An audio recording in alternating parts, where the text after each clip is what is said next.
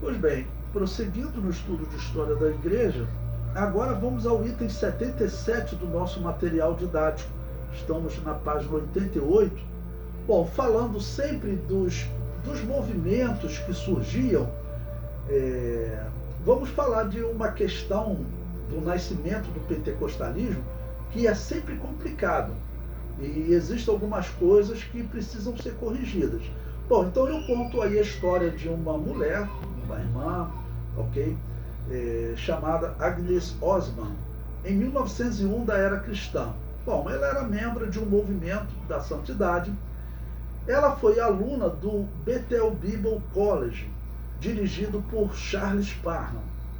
Esse Charles Parham, irmãos, alguns colocam ele como o pai do pentecostalismo. Mas você pode até na internet fazer uma pesquisa simples, até na Wikipédia, qualquer livro que for contar a história da vida desse homem, você vai ver que a história da vida desse homem não é boa. Eu não considero ele pai do pentecostalismo, até porque você vai ver que o pentecostalismo dele era um pentecostalismo protestante. Qual é o pentecostalismo protestante? Os protestantes dizem que lá no dia de Pentecostes ocorreu um fenômeno lá, mas não foi de línguas espirituais. Foi de falar latim, falar árabe, falar grego, falar idiomas comuns. Então os protestantes, eles acreditam que ocorreu esse tipo de fenômeno lá em Atos capítulo 2.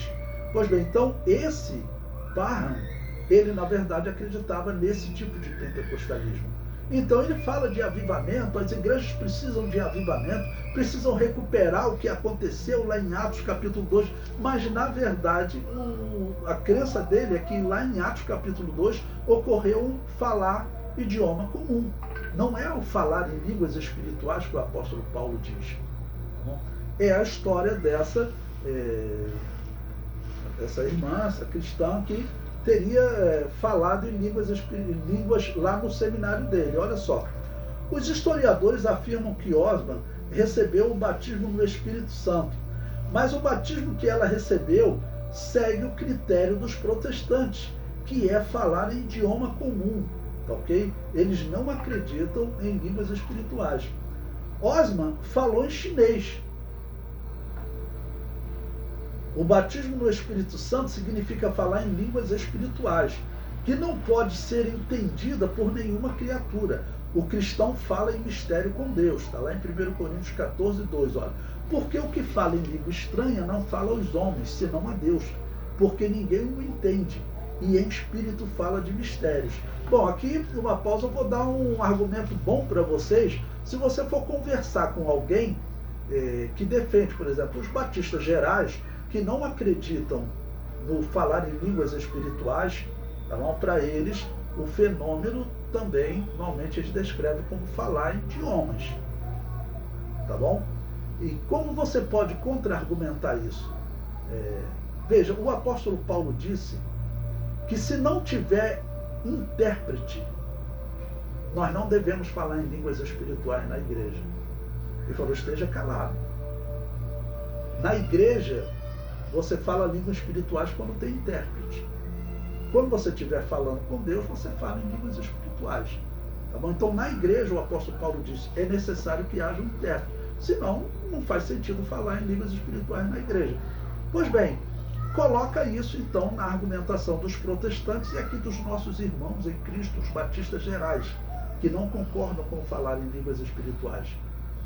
Se falar em línguas estranhas é falar chinês, por que o apóstolo Paulo disse que é necessário intérprete? É necessário intérprete porque o falar em línguas estranhas, ele está dizendo bem claro, ele fala de mistérios, ele fala com Deus. Então, para que a igreja entenda se Deus quer falar, naquela hora é necessário que alguém tenha o dom de interpretação. O dom de interpretação de línguas, porque essa pessoa interpreta para a igreja. Então a necessidade de um intérprete anula o argumento do protestante e do batista geral. Fala o argumento do protestante. Vamos dizer que aquilo ali são só idiomas, não aconteceu nada além disso, isso está errado. Vocês sabem que em 1911 a Assembleia de Deus fez uma vergonha tremenda. A revista de escola dominical das Assembleias de Deus, em 1911, que celebrou o centenário do pentecostalismo, ela botou na revista de escola dominical que em Atos 2 ocorreu apenas manifestação de idiomas comuns, falar idiomas comuns. Não houve línguas espirituais. Isso é uma coisa horrível. Então como é que você explica Atos capítulo 2, versículo 3, que diz que foi repartido por eles línguas como que de fogo? Quer dizer que falar árabe é línguas como que de fogo? Então foram dadas línguas espirituais a eles. Eles falando essas línguas espirituais, a partir do versículo 6, a Bíblia não diz que eles falaram dialetos, mas diz que os homens ouviam cada um no seu dialeto. Então tinha um cristão falando em línguas espirituais, tá ok? E tinha ali 3 homens, um exemplo, um árabe, um romano e um grego. Tinha um homem falando em línguas espirituais e cada um ouvia na sua própria língua. Ou seja, o Espírito Santo traduzia para eles, porque ninguém tinha ainda o dom de interpretação de línguas. Então é claro que lá houve também o fenômeno de línguas espirituais. E teve um segundo fenômeno que o Espírito Santo traduziu para eles entenderem cada um na sua própria língua. E repito o que o apóstolo Paulo falou: se falar em línguas estranhas é só falar chinês, como essa moça falou, então por que o apóstolo Paulo disse que você deve estar calado na igreja se não tiver intérprete? A necessidade de um intérprete está deixando claro que é uma língua espiritual em que a pessoa está falando com Deus e que alguém deve então interpretar para a igreja, tá bom? Bom, o comentário prossegue. O que aconteceu com Osma foi um pentecostalismo protestante, onde o batizado fala em um idioma comum. A igreja cristã acredita que o homem pode falar outros idiomas comuns, como aconteceu no dia de Pentecostes, descrito em Atos 2, versículos 6 a 8. Mas este milagre de falar em idiomas comuns deve seguir o primeiro milagre, descrito em Atos 2, 3, onde eles falaram em língua de fogo. Então, pode Deus fazer um milagre? Eu ouvi de um pregador que disse que ele foi pregar, acho que na Alemanha, e ele estava pregando e Deus revelou a ele que o intérprete estava mudando tudo que ele pregava. Isso foi um testemunho que eu ouvi. E ele pregando, aí o intérprete traduzia para o alemão. A pessoa não entende alemão, para todos os efeitos, ele não consegue perceber que a pessoa está alterando o que ele fala. Vamos dizer, eu estou pregando lá dizendo que Lutero era um pagão porque ele cultuava os mortos. O indivíduo pegava e mudava a pregação. Aí então, no testemunho, o irmão contou que Deus revelou a ele. Ele foi para casa, orou a noite toda e no dia seguinte ele amanheceu falando em alemão. Ele pregou em alemão. Ele nunca tinha estudado alemão, mas disse que pregou em alemão e que as pessoas entenderam. Eu não duvido desse milagre, tá bom? Mas o milagre de Atos capítulo 2, ele seguiu um milagre de línguas espirituais, que são chamadas ali língua de fogo, porque senão não iria chamar de língua de fogo, né? Então esse Barham, quando você lê na internet dizendo aí, em alguns livros, que ele é o pai do pentecostalismo, o pentecostalismo que ele pregava é o pentecostalismo protestante. E existe muita coisa ruim por trás desse homem. Tá bom? Se você pegar uma pesquisa rápida na internet, você vai encontrar que ele era ligado a Ku Klux Klan e era ligado à maçonaria. Esse Barham, essa Ku Klux Klan, você sabe que é aquele grupo satanista que persegue principalmente negros. Ele era um supremacista racial. Então, ele não é o fundador do pentecostalismo. O pentecostalismo que ele defendia é esse pentecostalismo de falar idiomas comuns. E esse homem, ele não era ligado a coisa boa, não. Historicamente, se você pega um historiador, é o que o historiador vai descrever dele. O indivíduo era um supremacista racial. E alguém pode até dizer, pastor, pode algum cristão errar e ser racista? Não, irmão, isso é muito complicado, porque cristão, quem ama a alma, ele sabe que não existe diferença de alma do negro para o branco. Então, quando eu vejo uma pessoa racista, Ainda mais, ele não pregava o pentecostalismo que nós pregamos, então por que eu vou considerar ele fundador do pentecostalismo moderno? Não, ele é o mantenedor do pentecostalismo antiquado dos protestantes, porque os protestantes é que interpretam isso. Tá bom? Eles interpretam o que aconteceu em Atos capítulo 2 foi o falar em línguas comuns. Então, na verdade, ele está mantendo o pentecostalismo protestante, que para os protestantes também não existia mais, tá bom? Então o homem ele não é coisa boa não. Essa Ku Klux Klan, eu falei para vocês em um outro vídeo, ela teve aqui no Brasil, ela existe até hoje, e você pode pesquisar na internet, você vai encontrar. Até hoje ela é pastoreada por pastores batistas dessa linha protestante, ligada à maçonaria, e não tem como você dizer que essa Ku Klux Klan é um grupo cristão. O Donald Trump ele é ligado a essas pessoas. Isso daí é coisa ruim, a igreja tem que despertar.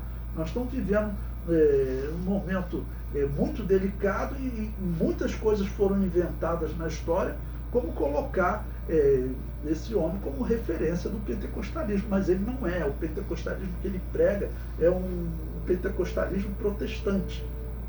E eu mostrei para vocês igrejas pentecostais nos Estados Unidos, na Inglaterra, na Suécia, na Irlanda do Norte, em diversos locais. Eu mostrei para vocês o pentecostalismo crescendo, muito antes desse homem. Então, esse homem eu não coloco ele na história da igreja como cristão. Ele entra aqui na história como esse pentecostalismo protestante, a história dessa menina. Não é a primeira vez que eu falo de um pentecostalismo protestante.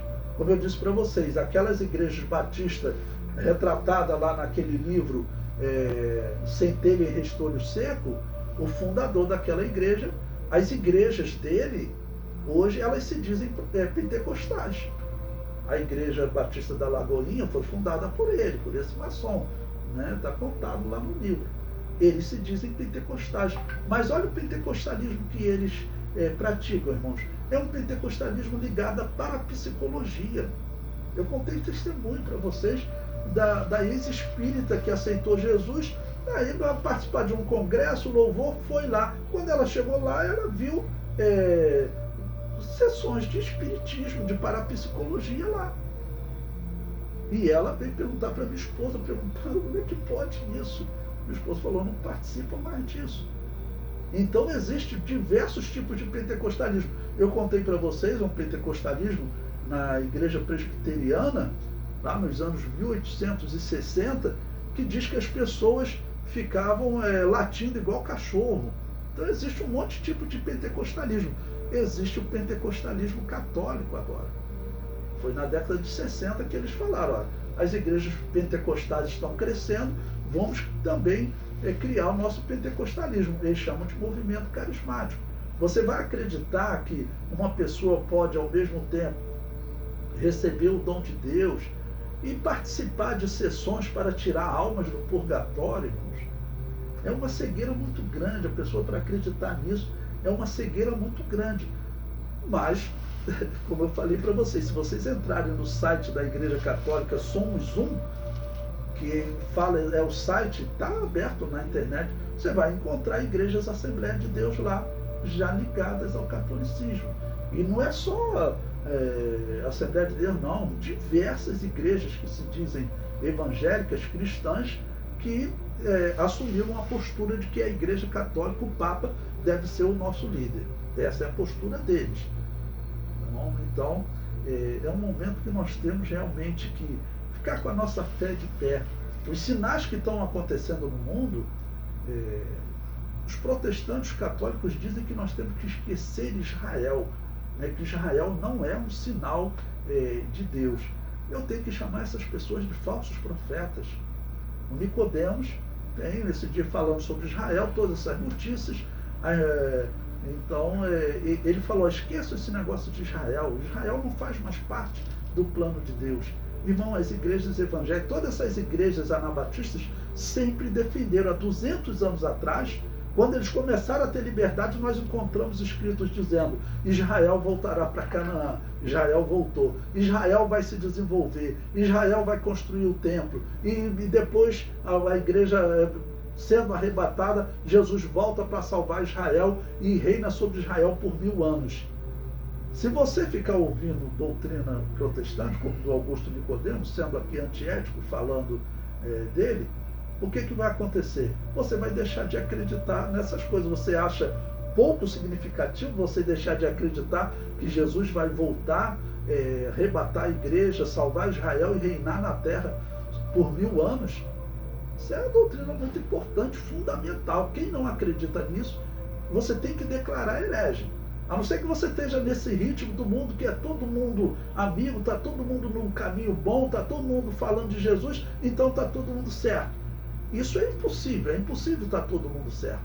Não pode estar ao mesmo tempo certo um indivíduo que diz que Jesus volta para reinar por 1000 anos aqui na terra e o outro que diz que Jesus não volta para reinar por 1000 anos aqui na terra.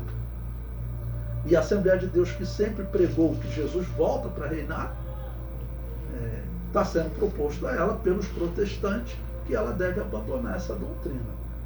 E as coisas são estranhas. Eu mostrei para vocês, quem estuda na revista de escola dominical, a revista de escola dominical do 4º trimestre de 2023, chamou essa doutrina da volta de Jesus, que é chamado de dispensacionalismo, chamou essa doutrina de heresia. Um livro indicado na revista de escola dominical da Assembleia de Deus. Então, está faltando critério. E isso, irmãos, é sinal da apostasia que o apóstolo Paulo pregou. Porque se você deixar de acreditar que Jesus volta para reinar aqui na terra, irmãos, isso é apostasia. E eles também têm uma doutrina da salvação diferente. Olha o tema importante que nós temos nas mãos.